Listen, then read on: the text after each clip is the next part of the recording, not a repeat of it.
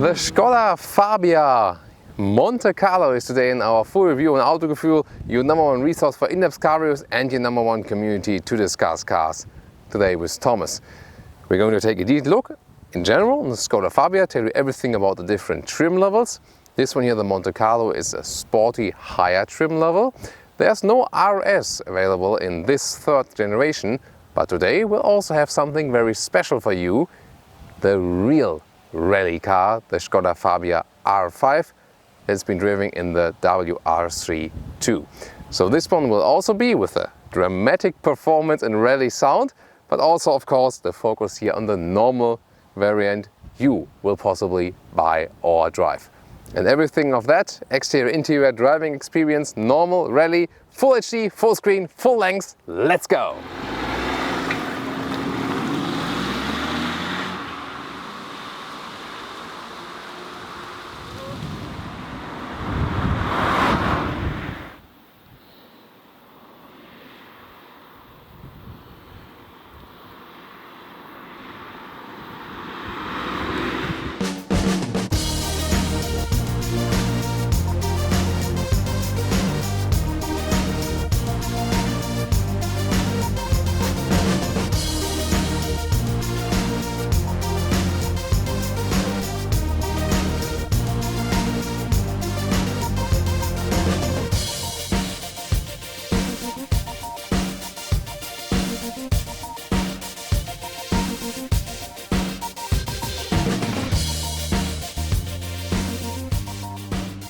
The Fabia shows a modern Skoda face, also here with a little power dome in the central part. The Monte Carlo has some bigger lower spoilers here in the black contrast. Strong red color is available over a lot of different color variations, as you can also have, as you can see here in black for example, contrasting side mirror caps and also contrasting roof, and that makes it like in a 3-digit number of color variations. Halogen headlights, same height as in the front grille, and in comparison to the new VW Polo or the Seat Ibiza, this one is not yet on the new MQB A0 platform. What effect will this have? Well, rather on driving. We will talk more about that later, of course. That's it for the front. How do you like it? 4 meters or 13'1" is the total length. This is the hatch. There's also an estate available, or the Kombi as we say in Germany. This one is 25 centimeters longer than. This one is at normal and also 5-door. Rim size starts with 15-inch steel, then 16-inch comes with a Monte Carlo package, which is the highest one, because there's active, ambition and style, and then we go with a Monte Carlo, the highest trim. However, base price about 12,000 euros in Germany, then with the lowest engine. Here already comes with a bigger engine then, with a bigger MPI and more equipment. 17,000 is the entry price for the Monte Carlo variant then. Of course, a little bit more expensive if you go for a bigger engine. So that 16-inch rims comes with Monte Carlo package. 17-inch, as we see it right now in black, those ones are optional. They fit to the car very well, still offer enough riding comfort. A Monte Carlo badge right there, contrasting roof, contrasting side mirror caps, nice black-red scheme layout. I think also more elegant than the previous generation of the Fabia, and also ending here with a nice sporty wing. So overall, it is not the most daring layout for sure, but I think elegant, angular, a lot of design elements right there. Overall, I think they did a good job in the design. And the rather rectangular layout we also find here at the rear. However, it does give the car a relatively good stance, considering it's still a small car. And you can pick other vehicles to have a round design. This one surely more, with those rectangular lines, if you prefer that.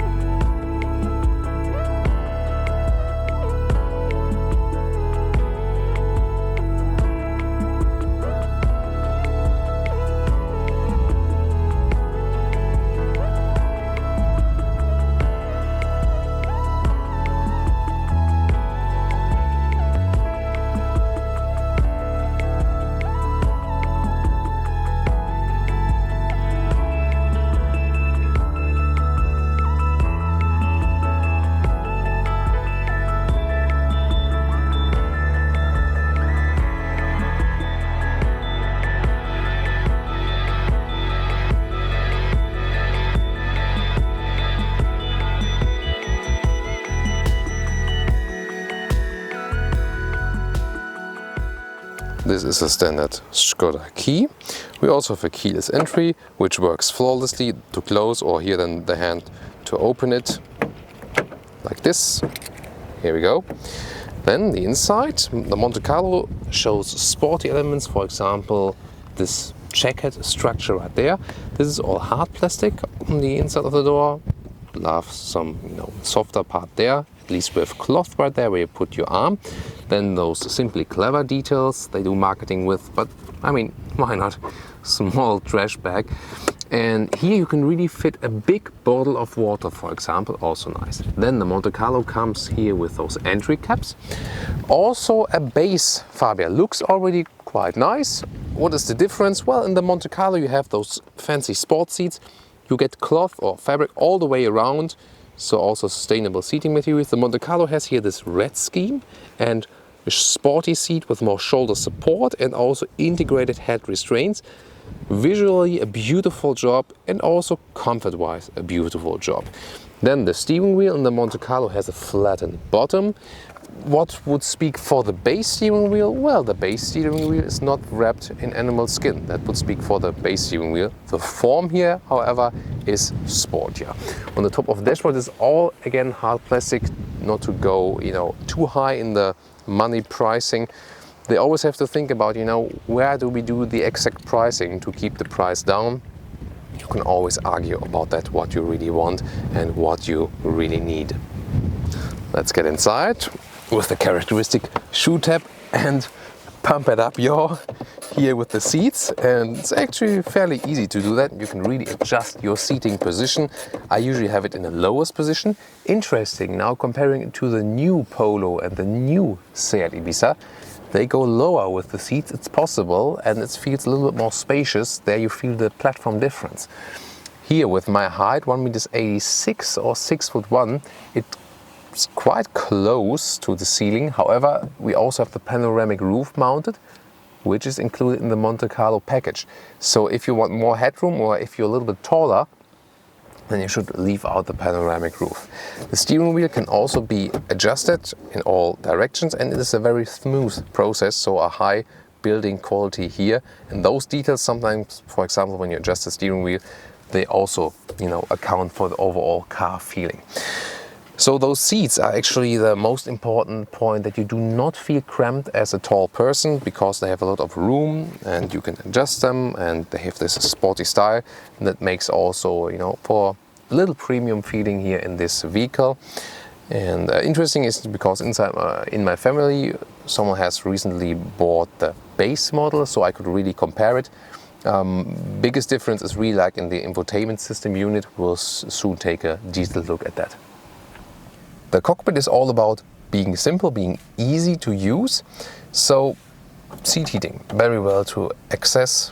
You don't have to learn the car. The temperature control is right there, a little bit low, but big in those adjustments, so easy to control here as well. There you can see the overview of the steering wheel again with the red contrast stitches. Zoom more to the instruments and details to the infotainment system. You can already see the size, 6.5 inch. It's called Bolero, this infotainment system. Comes automatically with the Monte Carlo trim. And optional, the Amundsen GPS is mounted in here, then zoom more details to that. Main design feature is here again this, well, I'm not sure how to call it. It's not really carbon fiber design, but it's something close to it. With some squares in there. But overall a clean layout, and funny fact by the way, the glove box folds down very smoothly. Why not? A classic layout for the instruments, left side RPM, right side speed. In the middle one is a small digital screen for some GPS information or consumption. So this one is the GPS. You see the reaction times, fairly good. You can either zoom in and out like with a smartphone, or alternative is to use this knob still. Also the volume can still be controlled with a knob. Phone either connected via Bluetooth, but here with the top trim GPS you can also use, for example, the SmartLink with Apple CarPlay or Android Auto, so you have the possibilities there too. USB port and aux in is in the lower part, 12-volt power supply. Then you can have some additional features here, for example, to put your smartphone in when you also want to charge it. but you can also remove that one and have some barrel shoulders, but really small rather. Then here for coins, 6-speed manual gearbox here, but you know, the strongest diesel, and also one of the TSI engines also available with DSG optionally. And manual handbrake still, well, it's a little bit blocking if you have those middle armrests here still in your way, but you could also flip it up, it's no problem. But I mean, at least you have this middle armrest. Some small vehicles do not have it, and there's also some more storage inside. When I'm not a small person, this is a small car, so when I sit in the front, it comes close with the knee room. I do not really fit in there. Headroom wise, well, that does fit exactly, actually. But this one here will be a big difference than to the Polo or the new Ibiza with the new platform. There, although it's basically the same length, the knee room has massively been improved then with those vehicles. It could be a little bit better if you do not have the sport seats. Maybe they should leave you a little bit more knee room then. I will soon test it, and then you can ask me for it. Still, I mean, as I said, there are competitors that are better in this case. When you have a little bit smaller people in the front driving, you can put it more upright, the front seat, or maybe put it a little bit more in the front. But surely not a vehicle that is really suitable for adults. Again, this is a small car segment rather than for kids, and that's no problem because we have the ISOFIX anchor points here on the outside of the seats each, and you can also flip those here in a 1/3, 2/3 split. Here we go, that's from this side. You've got some stuff mounted there. It doesn't go all the way here because there's the head restraint, then you can push it further down. And then there are also top tethers here on the back side. This panoramic roof cannot be opened, but you have a sunshade, and I mean, it's really impressive, especially when you sit in the rear, you can really enjoy it. And this is, well, a manual, easy shade. Why not doing it like this? Not everything has to be electrical. Well, sometimes there is sometimes a reason for it, because the rear one, now you have to be sure that you press it in the middle, then it's also smoothness in doing it. Let's try it again, and I press more in the middle. Yeah, the rear one is a little bit stickier than the front one for sure.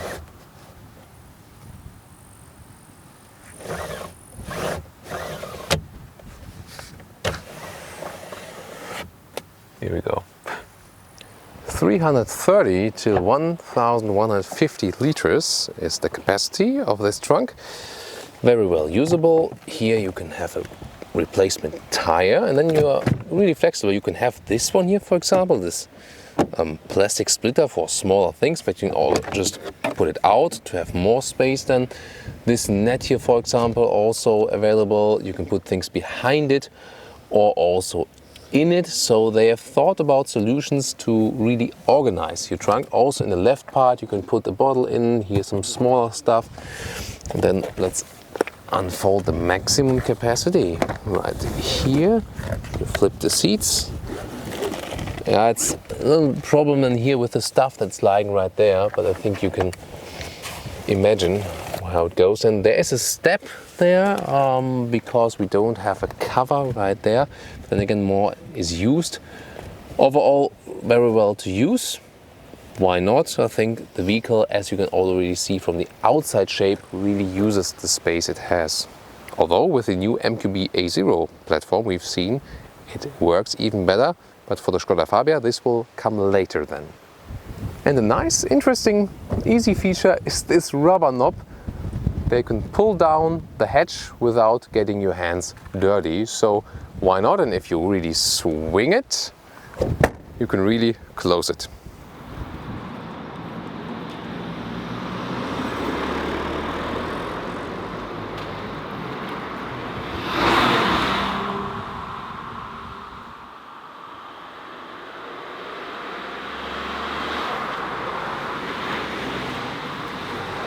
So under the hood, it starts with petrol engine, 3-cylinder, 1-liter MPI, naturally aspirated with 60 or 75 horsepower. Then here the TSI with the turbo, again 3-cylinder, 1 liter displacement, 95 or 110 horsepower. Then there's also a diesel 1.4 liter with 90 or 105 horsepower. And you might have the question, which engine shall you actually go for? Well, considering the size of the vehicle, I don't see a reason to go for diesel. Then the MPI, they have a lower particle output, so it's actually better for the environment, better for people.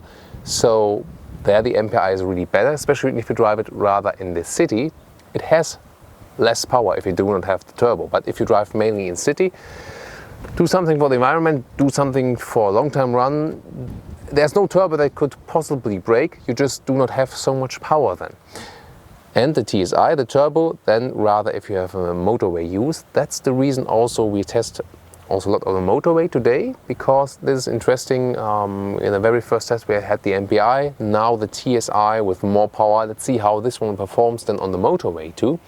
But again, this is, my advice as for the engines. If you drive a Skoda Fabia with those mentioned engines, please also share your feedback. Interesting detail that they use proper paint also at the inside of the hood. Sometimes we do not see that even in higher class or higher segment cars, and this is really the proper paint they also use on the outside. And also a nice sound insulation here from the engine. We do hear that as it's really silent in the interior, also engine wise.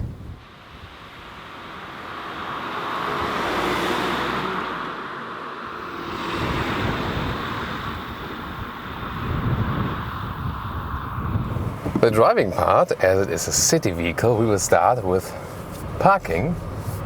We have the parking lot right here. Soon we'll also go to the motorway because we are driving the strongest engine here.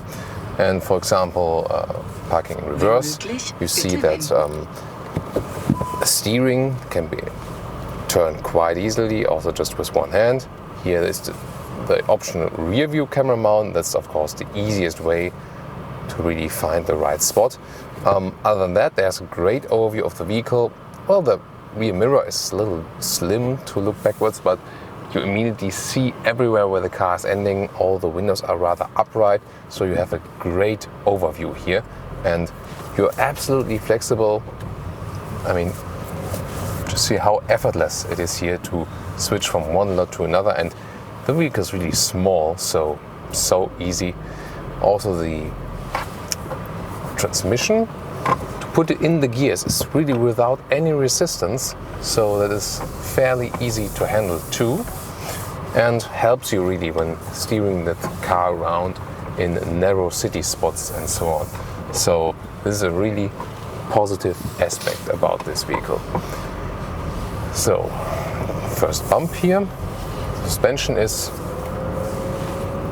not that harsh, rather soft, but it's also the right choice basically. Oh, we're passing the police. Suspense. So we shouldn't run over some people this time, not just this time. So we're starting slowly here. And when you're just driving, in city, narrow areas, you're lucky that I did. I recently also drove the MPI, the naturally aspirated petrol engine, and it was surprisingly enough, well, at some point you have to hammer it when you want to have some more performance, but just for riding in the city and countryside, it's really okay. The difference is then felt when you go to the motorway and want to do some overtaking and stuff, then you really do feel a massive difference. So this is where the TSI, then soon we'll show you that on the motorway, will play out all the advantages. Steering wheel is compact and definitely fun to use. Here also with the flattened bottom in the Monte Carlo version. It's also progressive enough, a lot of Volkswagen AG vehicles, so VW, Skoda, Audi, Seat, Porsche as well at some point. They have this progressive steering that it means you don't have to steer so much. You don't have to turn it a lot. And this really helps you when parking the car, as you've seen it. but also when you try to ride a little bit more agile, so with a good connection to the road by that. However, here in the Fabia, in the small car segment, they also try to pay attention more to the fact that it's rather easy to drive. So it is a little bit lighter than in other vehicles, for example. Here we're going some slalom. You maybe see that even on camera we have a lot of tilting of the vehicle. It's still fun to drive it. It's not a very sporty one in this case, but as it's small and light itself, it's still fun to drive. There is a difference still to the Skoda Fabia RS that was there once. So there's no RS anymore, as I told you earlier, and the suspension is probably the biggest difference. So with the old RS, you could drive a little bit sportier in that respect. The engine here is still fine to go a little bit faster. That is not the biggest problem. And again, there wasn't a big market for that one, for the Fabia RS, and therefore they cancelled it now for the new generation. Same, by the way, with the Seat Ibiza Cupra. So let's go here now, a little bit more speed. 50. Second gear. Yeah, second gear to 100, and it was relatively silent in here. So the engine didn't scream too much. Of course, the acceleration was not really like explosive, but you can see together with the turbo, you can get really a lot of those 110 horsepower out there. So overall, I mean, you're fast enough considering the weight of the vehicle, for example. So the traffic light jumps to green, we can show you another acceleration. Can we even slip the clutch just a little bit to get something more out of the vehicle? Okay, let's go.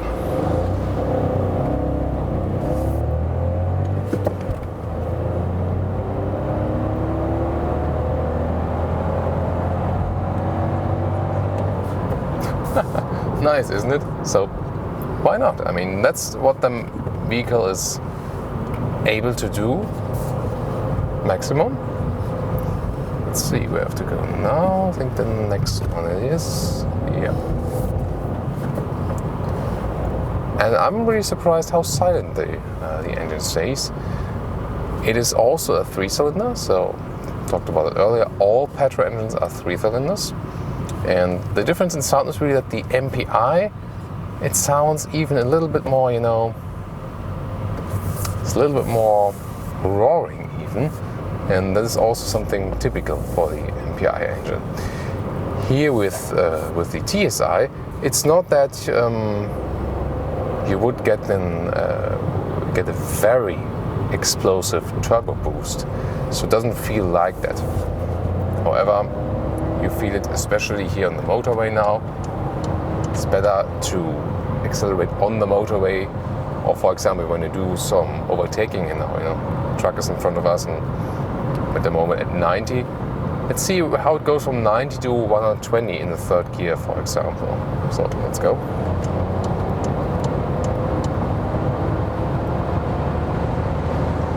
And that's it. So, and this will be the biggest difference also in the higher horsepower regions, higher speed regions. There you would struggle more, way more with the MPI engine. However, the MPI, natural aspirate, no turbo, can brake, also is better for the environment as less of those small particles are spit out. That's also the reason why the MPIs, the small engines, will probably not be forced to have a particle filter on the petrol side, whereas the turbo petrol engines will be forced to have a particle filter by September 2018. So, and now into the sixth gear, the 6-speed manual gearbox. 2 engines, 1 petrol, 1 diesel, were also available with the DSG if you like to have that one. And now, well, the sound insulation is, of course, I mean, we're in the small car segment, so we have cars where the sound insulation is better, for sure. But considering the so far competition, I think it's still okay. It's also not the car where you say you would like to drive so big high speed for such a long time than all the time. Also today is rather windy. We have to take that one into account. So change the motorway.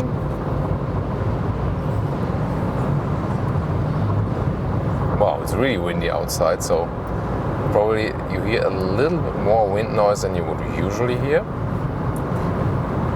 Still, I'm feeling fairly comfortable here on the motorway.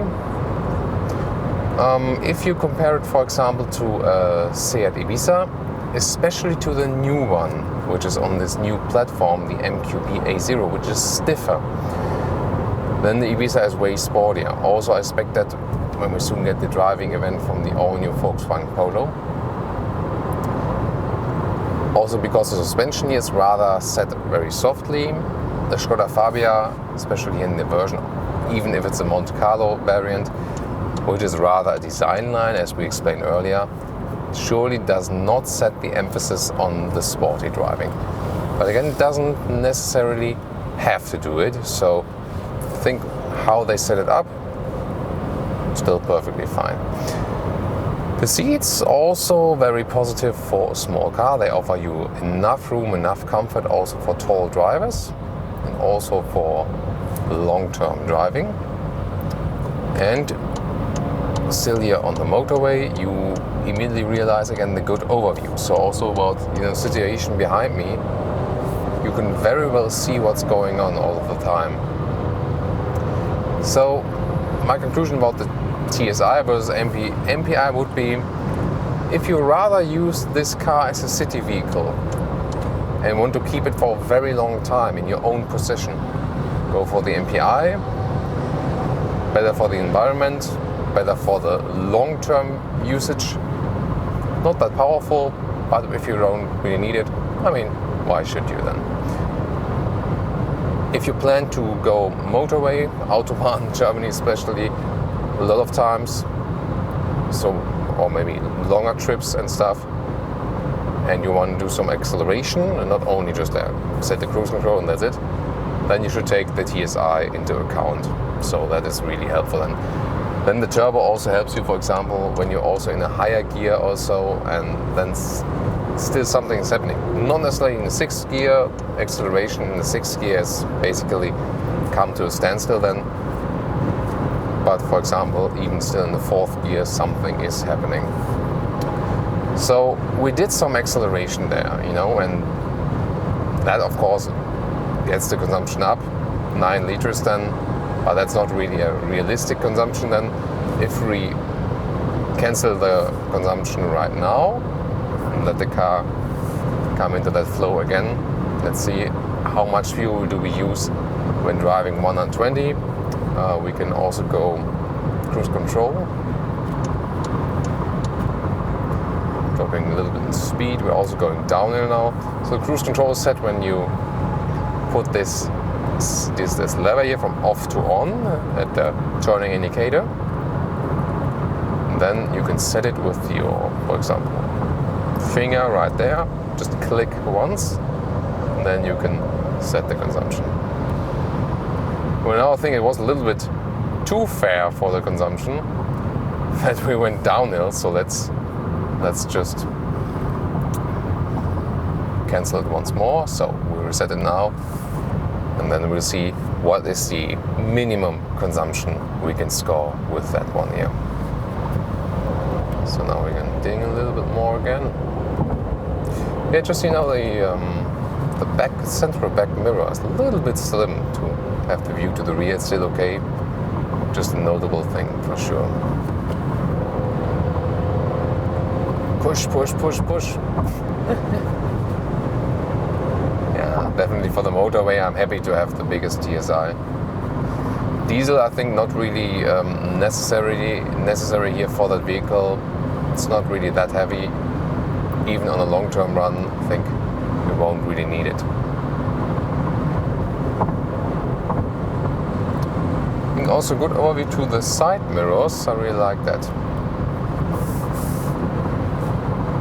Although there's a lot of wind, the car is stable enough also here. Let's do some lane change, letting the car behind us pass. you do feel the car is tilting, but still, considering the size of the vehicle and then also with the sporty steering wheel, it does feel fairly sporty and it's fun to ride. Is that a new 5 Series? I think so, right? Yeah, should be a new one. So the first customer vehicles on the road. You know, there's some saying among automotive journalists, and when you see some of the new cars, and oh, you see, it's a customer vehicle, and you know, not a test vehicle. It's some. Everyone else think like, what are they talking about? So consumption is about 7 liters now for the motorway consumption. That is something more realistic. Of course, it should be lower. It can be lower with the naturally aspirated engines. But of course, I'm also pushing it right now. But again, those small turbocharged engines, they are not necessarily very good in low consumptions. They have good performance, they're silent, so overall good driving experience, but consumption-wise, they really have to work on that for sure. And they not only have to work on the diesels, that's clear. One thing also notable is that the windscreen in front is pretty upright, so you have a good overview also to the very front. I like that too. It's maybe handy for panoramic rides in the countryside, I think. But definitely we feel that the main terrain is still the city for this vehicle. But as we had the most powerful engine of this one here today, we also want to give it a little bit on the motorway. As I said, if you want to have more motorway rides, you might go for the biggest engine then. So we also put an emphasis on that here today. GPS, final comment to that. I mean, it's not the biggest screen, also not the most modern one, but basically the software is still up to date. Got our way pretty good, so we can also zoom in and out still with the button. I think it's also good that you still have some buttons here, especially when you're driving. The AC control while riding is a little bit placed low, but as you have also thick buttons for that, you can still reach those very easily.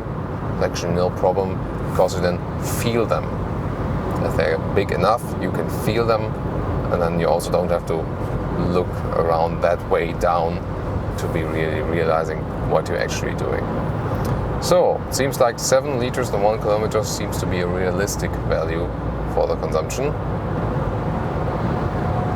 But you may be seen with a lot of other vehicles, I just go left lane and hammer it through. With that vehicle, around 100 kilometers an hour is a comfortable traveling speed. In Germany, you would probably say, that's too slow. But in most of the other countries, we will be perfectly fine. So that's it from driving the normal Skoda Fabia, the Monte Carlo here. What about the rally version?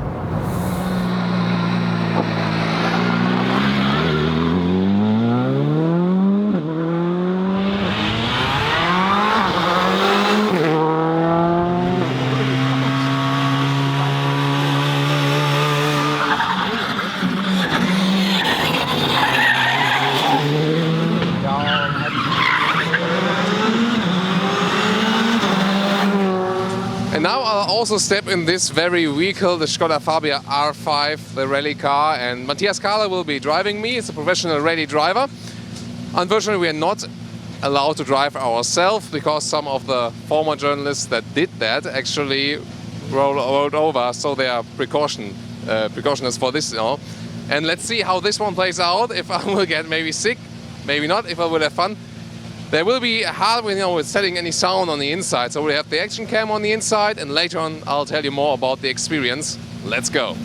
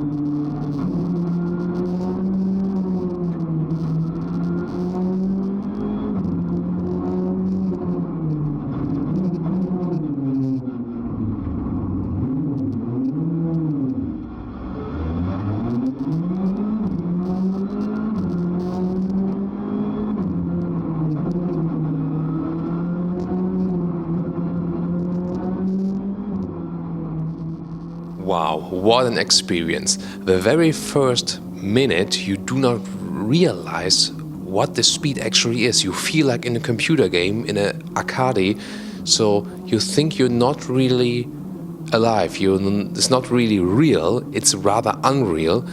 And I didn't panic at all, so there was no panic due to the enormous speed. It just felt unreal, because in a passage where you drive 30, the professional rally driver drives 130 kilometers an hour. And just after a minute, you realize, hey, wait a minute, it is really real. And then you try to cope with the speed and steadily get used to it, and then understand what the car is actually capable of doing. So really a fantastic experience, and incredible the speed, not only in accelerating, but also the braking power.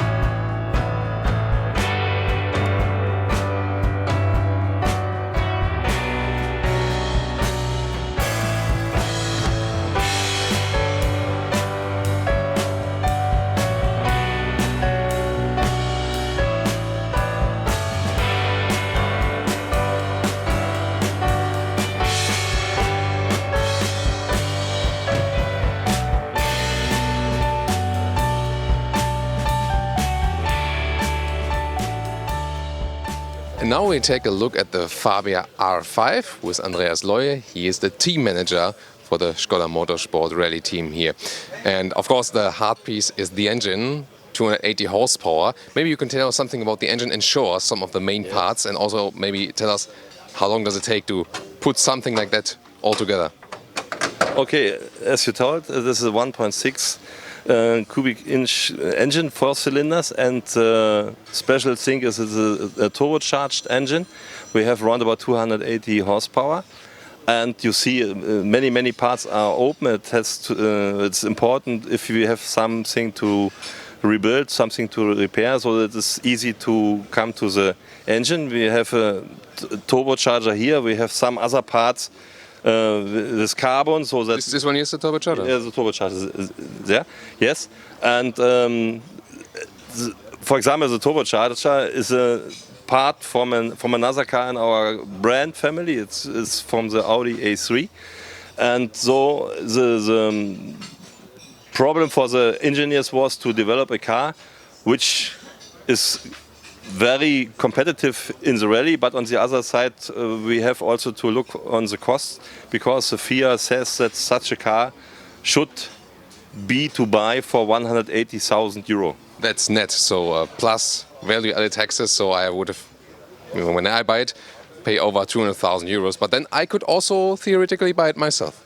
Yes, you are able to buy such a car. You have to send a message to Skoda Motorsport, and then they will contact you and will ask you what you like to do with the car, and then it is possible to buy a car, because these cars are especially for customer sport, so that, for example, we sold in summary around about 150, 160 cars already now, so that in many countries, importers like our team or also private persons can buy such a car and make motorsport with it.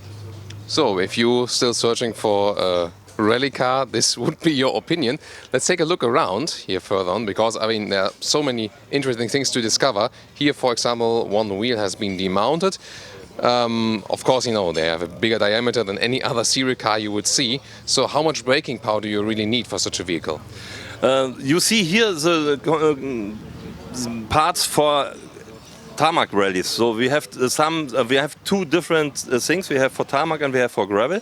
And as you can see, the disc is much bigger as in a normal standard car.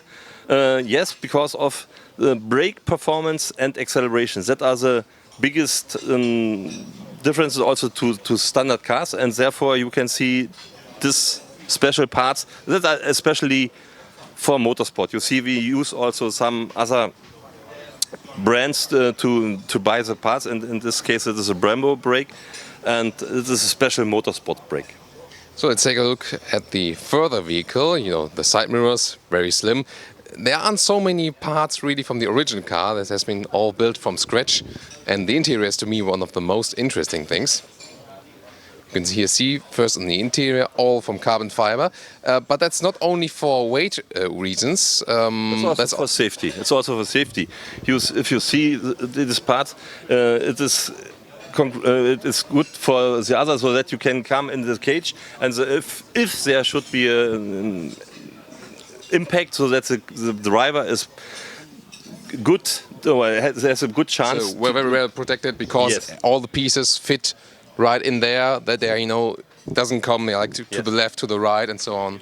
Yeah, and a very interesting, nice piece is here. Everything is covered here in fabric, so there are no reflections then for the driver. I think it's very interesting detail. So you also have to pay attention to those details for that, you know, the drivers are comfortable, but they do not have any AC and no air conditioning, right? Nothing.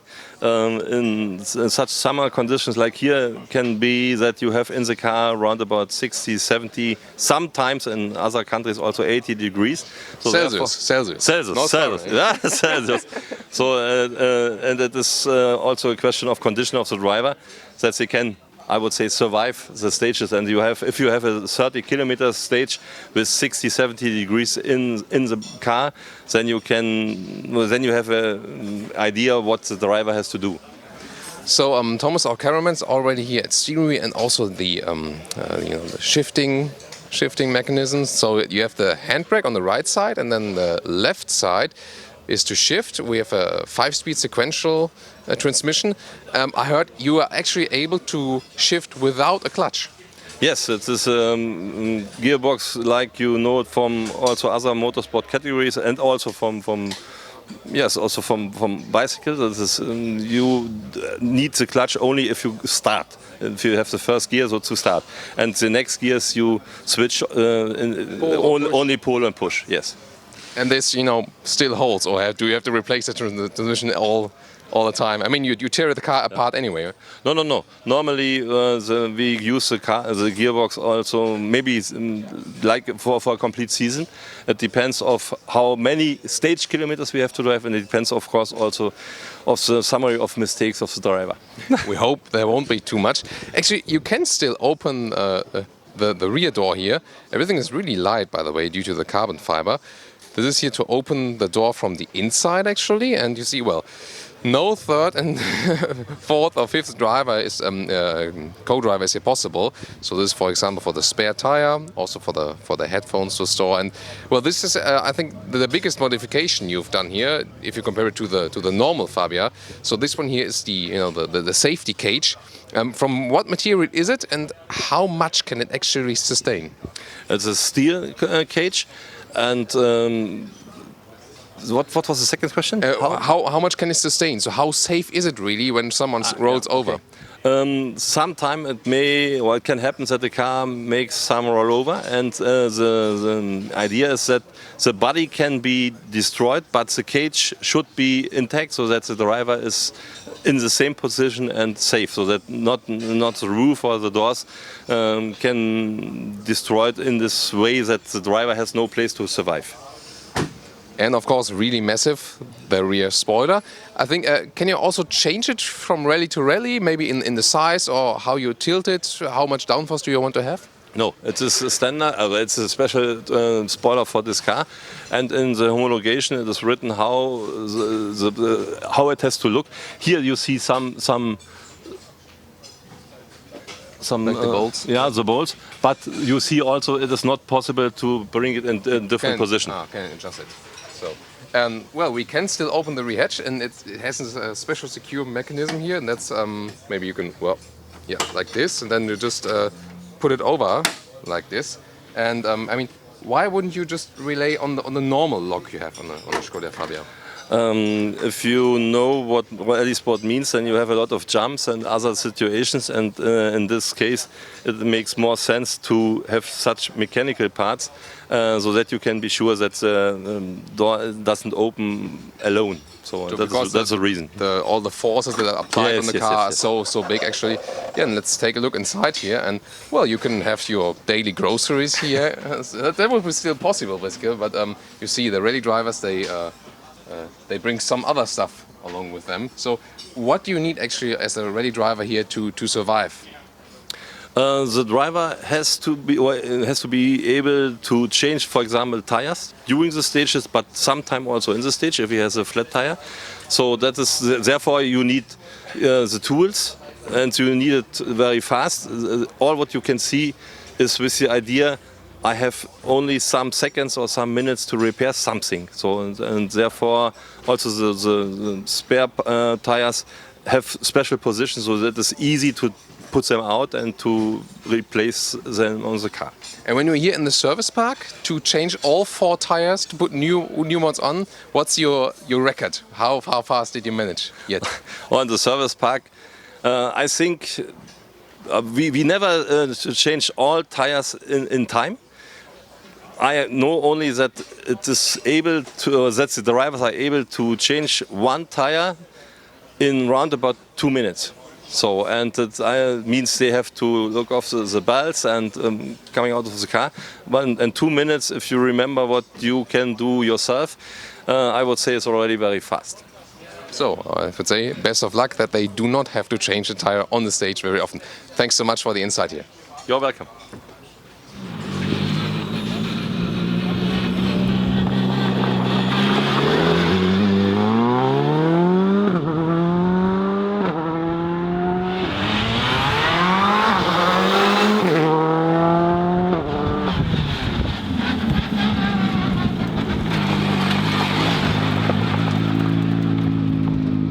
So now the conclusion, Skoda Fabia, Monte Carlo and our special rally experience.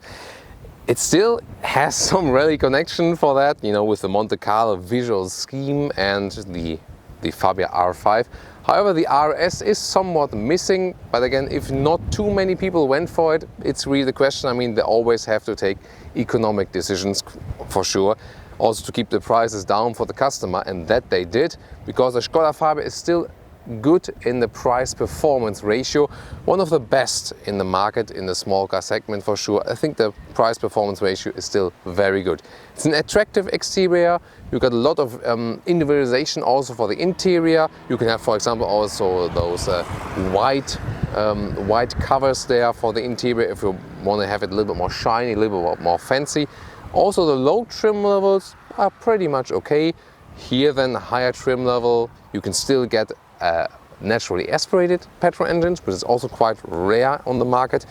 And driving wise, it's fun to drive it. It's surely not the sportiest in the small car segment, but it doesn't have to be. So everything has its own position for sure.